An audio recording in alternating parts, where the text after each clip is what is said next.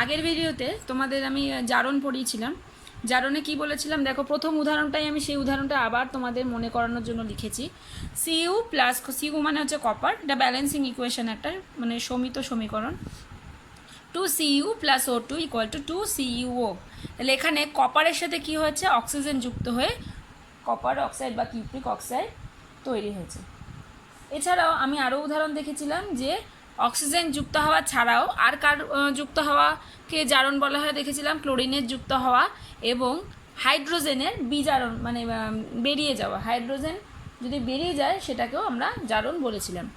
এবারে দেখো জারণের সাথে, এবার আমি এখানে কি লিখেছি, বিজারণ, মানে এটা ঠিক হবে তার দেখে মনে হচ্ছে কি জারণের উল্টো। তাহলে এখানে এই উদাহরণটা দেখো, পরের উদাহরণটা দেখো, CuO plus H2 equal to Cu plus H2। এখানে দেখো CuO থেকে অক্সিজেন বেরিয়ে গেছে। তাহলে আগেরটা জারণে দেখেছিলাম অক্সিজেন যুক্ত হচ্ছে, এখানে দেখছি অক্সিজেন বেরিয়ে যাচ্ছে। তাহলে এটা হচ্ছে বিজারণ, মানে জারণের উল্টো। এই উদাহরণে দেখো নাইট্রোজেন প্লাস হাইড্রোজেন থেকে হচ্ছে অ্যামোনিয়া। তাহলে এখানে কি হয়েছে, হাইড্রোজেন এখানে যুক্ত হয়েছে কার সাথে, নাইট্রোজেনের সাথে। তাহলে এখানে কি হলো, অক্সিজেন বেরিয়ে গেল, হাইড্রোজেন যুক্ত হলো। এছাড়া আরও উদাহরণ আছে, হাইড্রোজেন অক্সিজেন বেরিয়ে যাওয়া ছাড়াও ক্লোরিনও বেরিয়ে গেলেও সেটাকে বলা হচ্ছে বিজারণ। তাহলে কী কী ক্ষেত্রে বিজারণ হচ্ছে, অক্সিজেন বেরিয়ে যাওয়া, ক্লোরিনের বেরিয়ে যাওয়া, হাইড্রোজেনের যুক্ত হওয়া। তার মানে জারণের ঠিক অপোজিট। ঠিক আছে, তোমাদের দেখো পেজ নাম্বার 103, এটা আমি পরে আলোচনা করে দিচ্ছি। কিছু জিনিস আছে দেখো, একটা চার্ট আছে, এটাতে কোন পদার্থের জারণ হয়েছে, কোন পদার্থের বিজারণ হয়েছে, কোন যুক্তিতে জারণ বিজারণ, এটা তোমরা আমি করিয়ে দেবো, করে লিখে দেবো, বুঝিয়ে দেবো। ঠিক আছে, আমি এখন এটাকে একটি স্কিপ করে যাচ্ছি, করে অন্য জিনিস একটু দেখছি। এবারে দেখো, তাহলে এবার বলবো যে ধরো এই বিক্রিয়াটাতে কপার অক্সাইড, কিউপ্রিক অক্সাইড থেকে অক্সিজেন বেরিয়ে গেছে। তাহলে কিউপ্রিক অক্সাইডের কি হয়েছে, কিউপ্রিক অক্সাইডের বিজারণ হয়েছে। এই অক্সিজেনটা কার সাথে যুক্ত হয়েছে, হাইড্রোজেনের সাথে যুক্ত হয়ে কি তৈরি করেছে, জল। তাহলে কিউপ্রিক অক্সাইডের বিজারণ হয়েছে আর হাইড্রোজেনের জারণ হয়েছে, কারণ হাইড্রোজেনের সাথে অক্সিজেন যুক্ত হয়েছে। তাহলে কিউপ্রিক অক্সাইড হাইড্রোজেনকে কি হতে সাহায্য করেছে, জারিত হতে, মানে হাইড্রোজেনের কি হয়েছে, জারণ। একটু দাঁড়াও, আমি পেনটা একটু নিয়ে নিই, কাজে শেষ হয়ে গেছে। তাহলে এখানে কি হচ্ছে, হাইড্রোজেনের সাথে অক্সিজেন যুক্ত হচ্ছে, তাহলে এটাকে কি বলবো আমরা, জারণ। আর কিউপ্রিক অক্সাইড থেকে অক্সিজেন বেরিয়ে যাচ্ছে, এটাকে আমরা বলবো বিজারণ। তাহলে কিউপ্রিক অক্সাইড থেকে অক্সিজেন বেরিয়ে যাচ্ছে, তাহলে কিউপ্রিক অক্সাইডের কি হচ্ছে, বিজারণ ঘটছে। সে ওই অক্সিজেনটা কাকে দিচ্ছে, হাইড্রোজেনকে। তাহলে হাইড্রোজেনের কি হচ্ছে, জারণ হচ্ছে। তাহলে কিউপ্রিক অক্সাইড এখানে কি করছে, হাইড্রোজেনকে জারিত করছে, কি দিয়ে, অক্সিজেন দিয়ে। ফলে তাহলে এদেরকে কি বলবো আমরা, যারা নিজেরা বিজারিত হয়ে অন্যকে জারিত করে তাদেরকে বলবো আমরা জারক।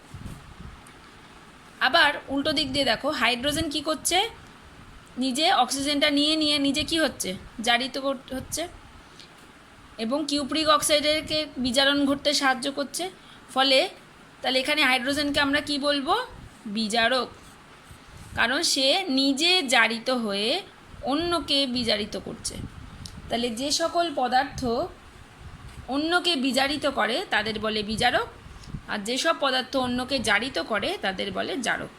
তাহলে অন্যকে জারিত করতে গেলে নিজে কিন্তু বিজারিত হতে হবে, আবার অন্যকে বিজারিত করতে গেলে নিজের জারিত হতে হবে। তাহলে বোঝা গেল। এবার তোমাদের কিছু বিক্রিয়াতে আমি একটু আগে বললাম, একটা চার্ট রয়েছে, ওই চার্টে আমি করিয়ে দেবো। এতক্ষণ আমরা একভাবে জারণ বিজারণকে চিনলাম, এবার একটু অন্যভাবে জারণ বিজারণকে আমরা শিখব। দেখো এখানে একটা বিকার রেখেছি, বিকারে জল আছে, জলের মধ্যে কপার সালফেট বা তুতে গুলেছি, তার মধ্যে একটা দেখো লোহার পেরেকের মতোই দেখতে, লোহার পেরেক ডুবিয়ে রেখেছি। খানিকক্ষণ পর দেখব যে অংশটা ডোবানো ছিল সেই অংশে একটা লাল রঙের আস্তরণ পড়েছে।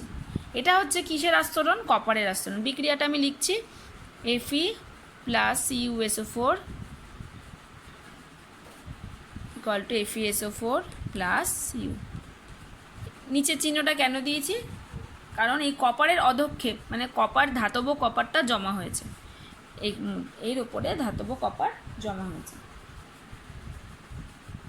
তাহলে এবারে দেখো, আমরা কিন্তু প্রোটন, ইলেকট্রন, নিউট্রন সম্পর্কে পড়েছি। এটাও পড়েছি যে ইলেকট্রন কি চার্জ? Negative charge. এবার কোনো পরমাণুর ইলেকট্রন কোথায় থাকে? বাইরে ঘোরে। ইলেকট্রন বেরোতে পারে। ইলেকট্রন বেরিয়ে গেলে কি আয়ন হয়? মনে আছে? ইলেকট্রন বেরিয়ে গেলে কি আয়ন হয়? ক্যাটায়ন, মানে যার প্লাস চার্জ। ইলেকট্রন প্রবেশ করলে অ্যানায়ন তৈরি হয় বা মাইনাস চার্জ। এবার এগুলোও পড়েছো তোমরা। কপার সালফেটে কি কি আয়ন আছে? Cu2+ আছে আর SO4 2- আছে। আর তাহলে Cu2+ থেকে কি তৈরি হয়েছে? এই ধরো Cu2+, CuSO4 এর মধ্যে কি আছে? Cu2+ থেকে শুধু Cu। আবার FeSO4 এ আগে ছিল Fe, এখন হলো কি আয়ন তৈরি হলো? FeSO4, তাহলে Fe2+। এগুলো কিন্তু আগে শিখেছো তোমরা, কোনটা Cu2+, কোনটা Fe2+, কারণ সালফেটের চার্জ হচ্ছে -2। তাহলে এবারে দেখো, কোনো কিছুতে 2+ মানে কি? দুটো ইলেকট্রন কম আছে, কপারের দুটো ইলেকট্রন কম আছে। আর এখানে কিছু নেই, মানে এই দুটো ইলেকট্রনের ঘাটতি পূরণ হয়ে গেছে। তার মানে এর মধ্যে দুটো ইলেকট্রন ঢুকেছে না বেরিয়েছে? তার মানে এর মধ্যে দুটো ইলেকট্রন প্রবেশ করেছে। প্রবেশ করে কি হয়েছে? দুটো ইলেকট্রন প্রবেশ করাতে দুটো ঘাটতি পূরণ হয়ে গেছে, হয়ে কপার তৈরি হয়েছে। যে ইলেকট্রন যে প্রবেশ করেছে সেইটাকে বলা হয় এখানে বিজারণ, মানে এটা বিজারণের আর একটা সংজ্ঞা। ইলেকট্রন গ্রহণকে বলে বিজারণ। আবার এটা ছিল Fe, এর ইলেকট্রন দেখো এখানে দুটো ঘাটতি রয়েছে, তার মানে ইলেকট্রন দুটো বেরিয়ে গেছে, দুটো ইলেকট্রন বেরিয়ে চলে গেছে, ওই জন্য +2e লিখেছি, বা এখানে -2eও লিখতে পারো। তাহলে এক্ষেত্রে ইলেকট্রন বেরিয়ে যাওয়াকে বলে জারণ। তাহলে ইলেকট্রন প্রবেশ করাকে বলে বিজারণ, ইলেকট্রন বেরিয়ে যাওয়াকে বলে জারণ। এবার তোমাদের আমি বইয়ের কিছু উদাহরণ দেখিয়ে দিচ্ছি। দেখো, ঠিক একইভাবে দেখো, Fe2+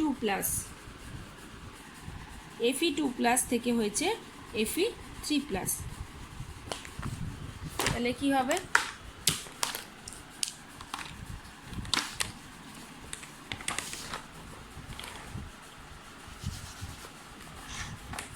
Fe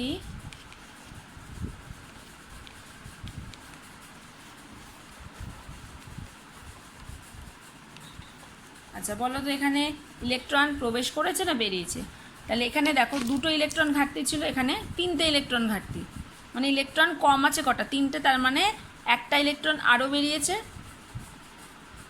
তাহলে এখানে ইলেকট্রন বেরোলে কি বলবো আমরা? ইলেকট্রন বেরোলে বলবো আমরা জারণ। আবার ধরো এখানে O- ছিল, এখান থেকে O2- হয়েছে।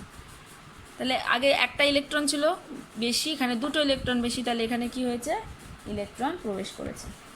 তাহলে ইলেকট্রন প্রবেশ করাটাকে কি বলবো আমরা?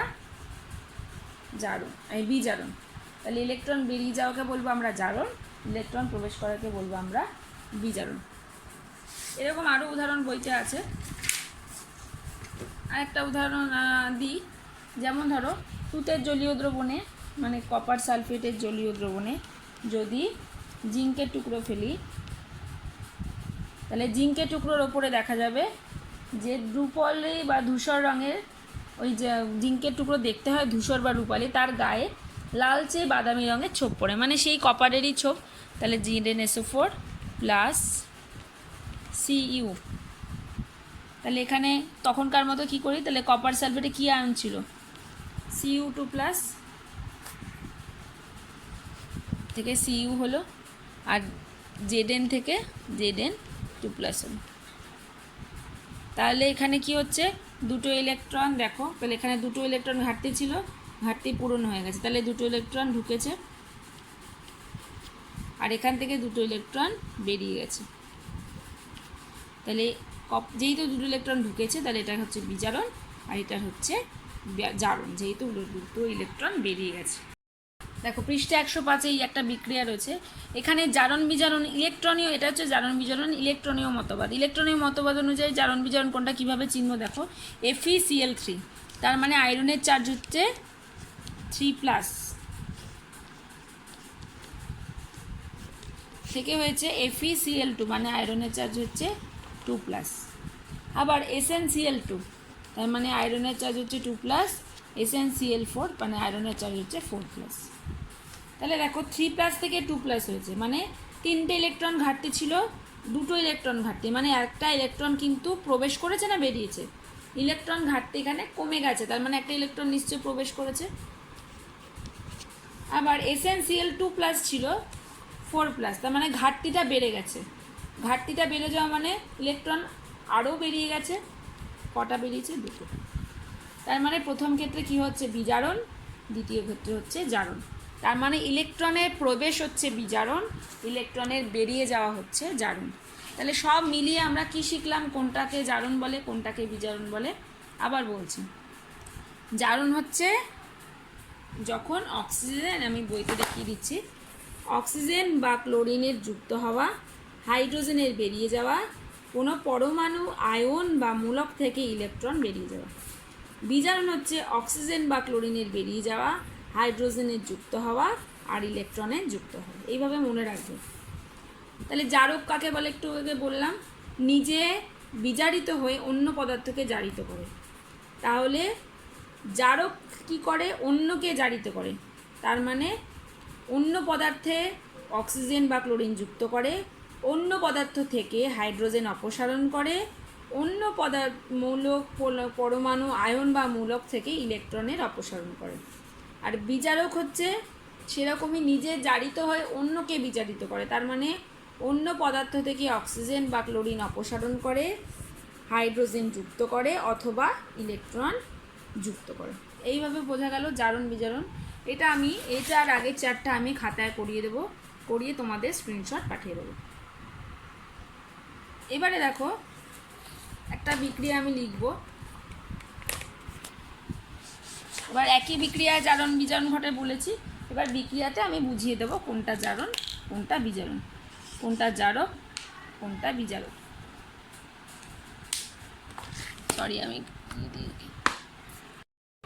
এবারে দেখো আমি জারণ বিজারণটা আরেকবার আমি মনে করিয়ে দিই কীভাবে কোনটা একটা বিক্রিয়া দিলে কোনটা জারণ কোনটা বিজারণ, কোনটা জারক কোনটা বিজারক কীভাবে চিহ্নিত করবে সেটা একটু দেখে নাও। এই উদাহরণটা আগেই দিয়েছিলাম, তাহলে এখানে হচ্ছে অক্সিজেন যুক্ত হচ্ছে, এটা হচ্ছে জারণ, অক্সিজেন বেরিয়ে যাচ্ছে, এটা হচ্ছে বিজারণ। তাহলে বলো তো এখানে বিজারককে আর জারকই বাকে, এর নিজের বিজারণ হচ্ছে ওকে জারিত করছে, তাহলে এ হচ্ছে জারক আর এ হচ্ছে বিজারক। আবার এই বিক্রিয়াতে দেখো MnO2 মানে ম্যাঙ্গানিজ ডাইঅক্সাইডের সাথে হাইড্রোক্লোরিক অ্যাসিডের বিক্রিয়ায় ম্যাঙ্গানিজ ক্লোরাইড ক্লোরিন আর জল তৈরি হয়েছে। এখানে পরীক্ষাটা দিয়ে দেওয়া হবে যে জারণ বিজারণ চিহ্নিত করো। এখানে আমি প্রথমে কিভাবে দেখবো যে দেখো ম্যাঙ্গানিজ ডাইঅক্সাইডের অক্সিজেন বেরিয়ে গেছে, তাহলে এটা অক্সিজেন বেরিয়ে যাওয়া মানে হচ্ছে বিজারণ, আর তার নিজের বিজারণ হয়েছে অন্যকে জারিত করছে, তার মানে সে হবে জারক। এবারে HCl এর ক্ষেত্রে দেখো HCl থেকে হাইড্রোজেন বেরিয়ে গিয়ে ক্লোরিন তৈরি হয়েছে, হাইড্রোজেন বেরিয়ে যাওয়া মানে কি হবে জারণ, তাহলে এ হবে বিজারক। এবার এই উদাহরণটা দেখো ক্লোরিন আর থেকে হাইড্রোব্রোমিক অ্যাসিড HBr এর বিক্রিয়া হয়ে HCl আর ব্রোমিন তৈরি করেছে, তাহলে ক্লোরিনের সাথে হাইড্রোজেন যুক্ত হয়েছে, তাহলে ক্লোরিনের হবে বিজারণ। একটু গুলিয়ে যেতে পারে, কিন্তু তোমরা একটু লিখে লিখে প্র্যাকটিস করবে তাহলে হয়ে যাবে। আর এটার ক্ষেত্রে আমি জায়গা দিলাম না, এরমভাবেই লিখলাম। তাহলে এটার ক্ষেত্রে দেখো হাইড্রোজেন বেরিয়ে গেছে, তার মানে হবে জারণ। তাহলে এ হচ্ছে বিজারিত হয়েছে, একে জারিত করেছে, তাহলে এ হচ্ছে জারক, এ হচ্ছে বিজারক। তাহলে বোঝা গেল একটা বিক্রিয়া দিয়ে দেওয়া হবে, কোনটা জারণ কোনটা বিজারণ, কোনটা জারক কোনটা বিজারক চিহ্নিত করতে হবে। এখানে এই বিক্রিয়াগুলোতে দেখছি আমরা এই জারক বিজারকরা কিন্তু মৌলিক পদার্থও হতে পারে, আবার যৌগিক পদার্থও হতে পারে। এবারে দেখো তোমরা, এবার কিছু জিনিস আমি দেখিয়ে দিই, কিছু উদাহরণ, যেটা দৈনন্দিন জীবনে এই জারণ বিজারণের ঘটনা কিন্তু সবসময় যে কোনো রাসায়নিক বিক্রিয়াতেই জারণ বিজারণ ঘটে এবং একসাথেই ঘটে, এবং দৈনন্দিন অনেক বিক্রিয়াতেই আমরা দেখতে পাই।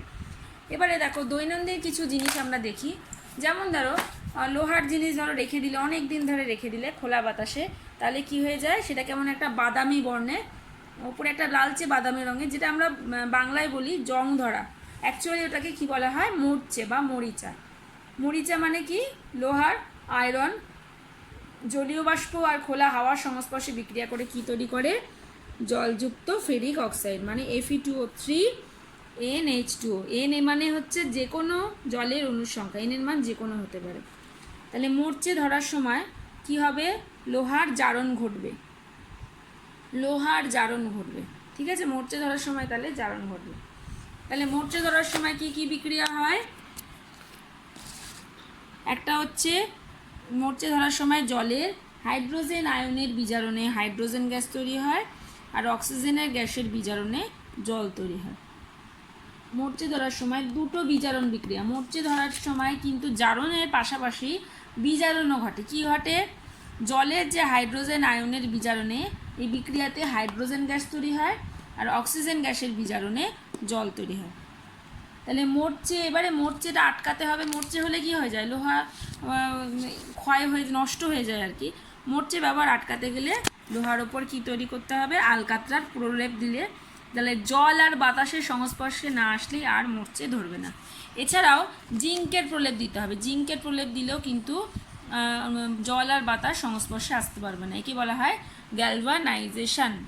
গ্যালভানাইজেশন অনেক সময় দেখবে নারকেল তেল অনেক দিন পড়ে থাকলে দেখবে একটা কেমন একটা তেল চিটে গন্ধ আমরা বলি না, পড়ে থাকলে কি হয় যায়, বাতাসের অক্সিজেনের সংস্পর্শে এসে বিভিন্ন যৌগ তৈরি করে। তাহলে এটাকে কি বলবো আমরা, জারণ। বিভিন্ন যৌগ তৈরি করে বিভিন্ন মানে এই গন্ধটার জন্য দায়ী। আবার অনেক সময় দেখো আলু ডাব এগুলো কেটে রাখলে কেমন একটা লালচে বাদামি বা আপেল ছোপ পড়েছে, সেটাও কিন্তু জারণ হয়, মানে বাতাসের অক্সিজেনের সাথে বিক্রিয়া করে কিছু কিছু যৌগ তৈরি করে, সেইগুলো জন্য বাদামি ছোপ ধরে। এখানে দেখো দুটো ছবি দেখেছো, এটা কিন্তু জারণ আর বিজারণ কোনটা হয়, অক্সিজেনের সংস্পর্শে এসে জারণ ঘটে। এই দহন হচ্ছে কি, দহন একটা জারণ প্রক্রিয়া। তাহলে এই চ্যাপ্টারটা আমার শেষ হয়ে গেল।